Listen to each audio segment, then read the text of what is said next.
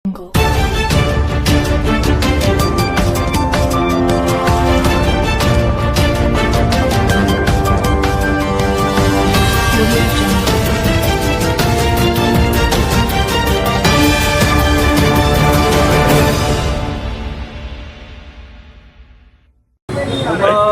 એવી છે કે પેટ્રોલ તો છે અહીંયા પંપમાં પણ કાફી છે પેટ્રોલ, પણ લોકોની માનસિકતા એવી થઈ ગઈ કે પેટ્રોલ પતી જવાનું છે, એટલે લોકો જે 100 રૂપિયાનું પુરાવતા તે 300નું પુરાવા થઈ લાગ્યા છે. આવી પરિસ્થિતિ છે, બીજું કંઈ નથી. અમદાવાદમાં એક અફવા ચાલી છે, સોશિયલ મીડિયાના ઉપર બહુ ભરોસો રાખવો નહીં, અને ખાસ કરીને પેટ્રોલ તો છે જ આપણા અહીંયા અમદાવાદમાં. જય હિન્દ સાહેબ.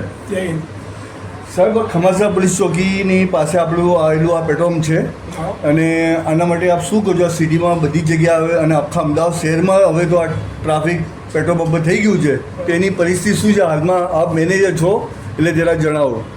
હવે પેટ્રોલમાં તો એવું છે ને કે પબ્લિકે ખોટી કંઈક અફવાના હિસાબે કે કંઈક વોટ્સઅપમાં કંઈક એવા મેસેજ આવી ગયા છે કે ભાઈ પેટ્રોલ નહીં મળે, એના હિસાબે ભીડ જાય છે. બાકી આખા અમદાવાદની વાત કરું ને તો ક્યાંય પેટ્રોલની અછત નથી. આપણા ત્યાં બી અત્યારની હાલની તારીખમાં અત્યારે 22,000 લીટર પેટ્રોલ આપણી જોડે પડી છે અવેલેબલ આપણા પેટ્રોલ પંપ પર. આપણા પેટ્રોલ પંપ અને 20,000ની ગાડી પરમ દિવસે પાછી આવવાની. ઓકે, પેટ્રોલની અછત છે જ નહીં. પબ્લિક કંઈક સમજી નથી રહી, ખબર નથી પડતી કેમ આવું કર્યું. બરાબર, ખાલી હાવ છે એક જાતનું.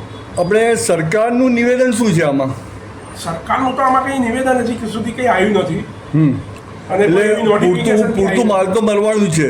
હકીકતમાં જોવા જઈએ ને તો 20 થી 23 દિવસથી યુદ્ધ ચાલે છે. હા, તો બી આપણે સરકાર અને કેન્દ્ર સરકારે અમદાવાદ કે હું તો બીજે બી ક્યાંય, મને બીજાનું બહુ નોલેજ નથી, પણ અમદાવાદનું નોલેજ છે કે ક્યાંય પેટ્રોલની અછત થવા દીધી નથી. બરાબર, બધે અત્યારે ફૂલ પેટ્રોલ છે. બરાબર. અને જે અમુક લોકોએ અફવા ફેલાઈ છે એના હિસાબે અત્યારે આજના દિવસમાં તમને ભીડ જોવા મળે. મને લાગે છે કાલ 100% કાલથી કહું ને, કાલ તમને ક્યાંય ભીડ જોવાની મળે, બધા પેટ્રોલ પંપ ચાલુ હશે. Okay, thank you.